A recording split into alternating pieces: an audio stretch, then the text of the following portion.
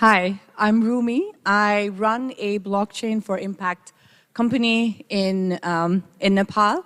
And with Arun and his team at the UNICEF Innovation Fund, we've been building and expanding our open source solution, Rahat, to streamline aid delivery. And I'm very happy to be here to share our learnings and experiences. Last year, we piloted a response to COVID pilot with 1,900 households for vulnerable populations. And we worked primarily with the underbanked and unbanked, and with a focus to test SMS-based cash transfer. We worked closely with local government bodies and mobilizers.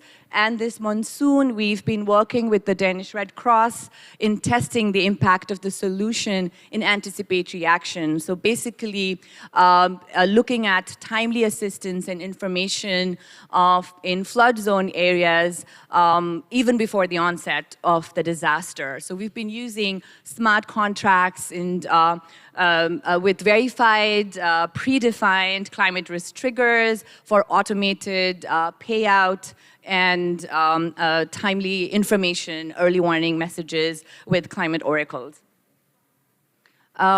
Some of the key learnings that we've had is what we've learned is like with real-time verifiable data and transparency, it's really streamlined the reconciliation process, and which is really built on the cost and time efficiency with being able to give in like timely information for early action. The other thing that has also been very, very important that we've realized is the leapfrogging of financial inclusion. So there's access to finance for vulnerable populations who have not even been introduced to, who have not even been able to adopt traditional financial methods and services. The challenges that we've seen has been on the knowledge gap, where there is an onboarding hurdle of humanitarian stakeholders, and especially with the local government bodies. There is a data resource gap as we are working with limited localized weather information. We've seen there's a need for holistic integration where to make a bigger case for value for the humanitarian stakeholders is to be able to integrate and have the interoperability with their existing tools. And for scalability, there are limitations when it comes to, because we are working on off-chain data in the last mile. So there is a challenge, even though we've been able to, there is a potential of scaling it to different areas. There is a limitation in that. And that's why we've been looking into crypto funds and piloting that and the humanitarian aid delivery to build in transparency and increase the speed and efficiency of that. And I'll pass it to Arun to speak more about that. Thanks, Rumee. So I'm Arun. I'm the blockchain lead at the UNICEF Office of Innovation. So I work with wonderful teams such as Rumsan, then there's Excapit and Kotanipe, and then so many startups who are all working towards building solutions that help UNICEF do better at what it does. So cash transfers is a very important part of the equation. UNICEF does hundreds of millions of dollars of cash every year. We also have the crypto fund, which has been operating since 2019, where we custody our own Bitcoin and Ether so far. So now, zooming out for a second, this wonderful pilot showed us many various lessons that we learned from, especially how to work with the most vulnerable with the latest technology, with the cutting edge technology. And then we hope to take these lessons to the future, where the idea eventually, once we put all the puzzle pieces in place and once we have all the approvals in place, to use crypto, hopefully, in a humanitarian cash transfer pilot. So what are the puzzle pieces, right? So one is a platform such as Rahat to help coordinate all the stakeholders together. Then you need wallets that can work in low or no internet situations. And then, of course, you need off-ramping, because we still do not live in a world where somebody can just go and buy a piece of bread with a direct crypto peer-to-peer payment. We are not yet in that world. Maybe we'll get to that world later, where we don't need any off-ramping partner, but as of now, we do need them.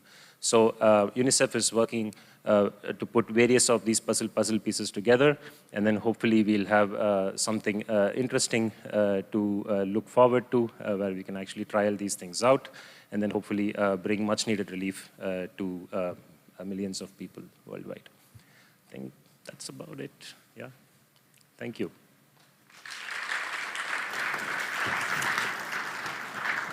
Thank you both for the presentation, and thank you for helping the ones that really need it the most. So let's have some questions for these two wonderful people. Or you can just tell them thank you. That's also fine. Yes, there. Use the mic. Okay. You mentioned a few of the issues and the puzzle pieces you're trying to solve. Do you have current examples of how you've been able to address any of them? Any of them would be interesting, actually. Yes. So we work with startups such as Rumee, who, of course, work with their own business model to build a part of the entire puzzle, right? So I mentioned two other startups. So one is Excapit, who we have already worked with. So they have built a traditional Web3 wallet earlier, and now they've got a second round of funding from us to build an account abstraction-based SMS wallet for reaching those people who do not have a smartphone. We have already invested in another company called Kotani Pay from Kenya. So they help off-ramping into M-Pesa. So these are some of the puzzle pieces. Thank you. Yes.